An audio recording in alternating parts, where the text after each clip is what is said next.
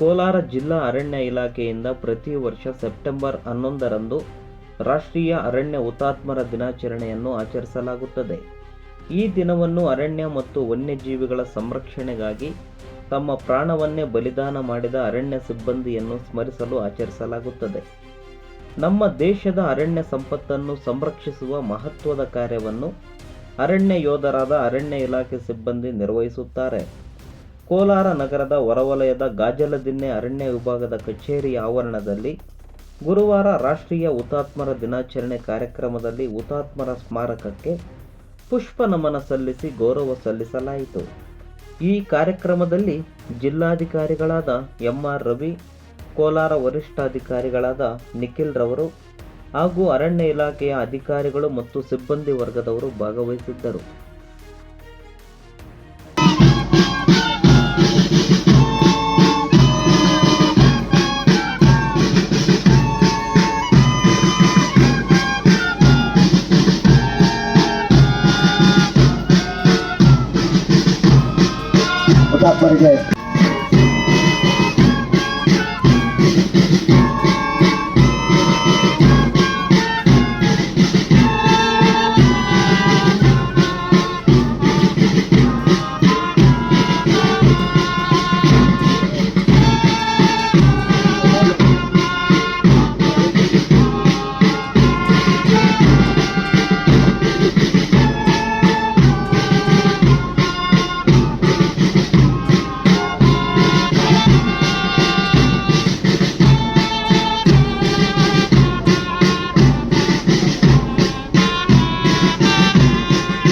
ಹುತಾತ್ಮರಿಗೆ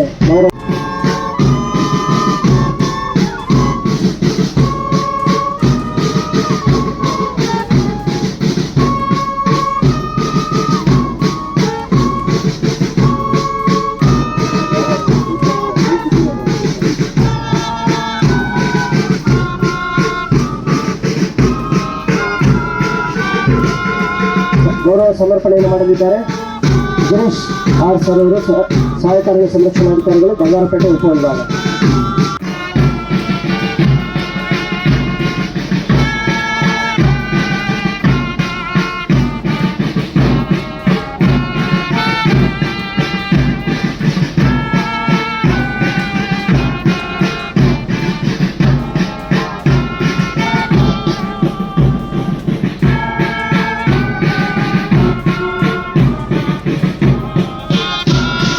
ಗೌರವ ಸಮರ್ಪಣೆ ಮಾಡಲಿದ್ದಾರೆ. ಕ್ಷೇಮಾಭಿವೃದ್ಧಿ ಅರಣ್ಯ ಅಧೀಕ್ಷಕರ ವೃಂದದಿಂದ ರಾಮಚಂದ್ರ ರಾವ್ ಅವರು.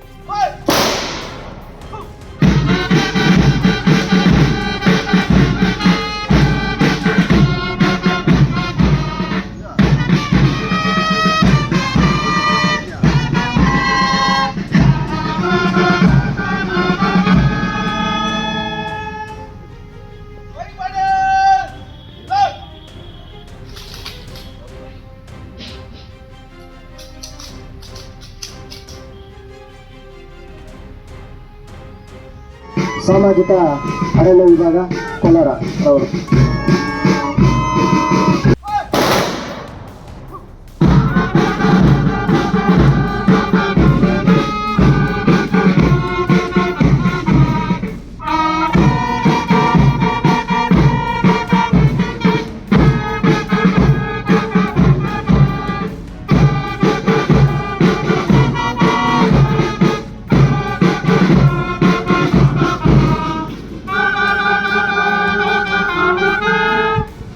ಮತ್ತು ಸರ್ವೋಚ್ಚ ತ್ಯಾಗಗಳು ನೈಸರ್ಗಿಕ ಸಂಪನ್ಮೂಲ ಮತ್ತು ವನ್ಯಜೀವಿಗಳನ್ನು ಸಂರಕ್ಷಿಸಿ ಕಾಪಾಡಲು ಮುಂದಿನ ಪೀಳಿಗೆಗೆ ಸ್ಫೂರ್ತಿದಾಯಕವಾಗಿವೆ.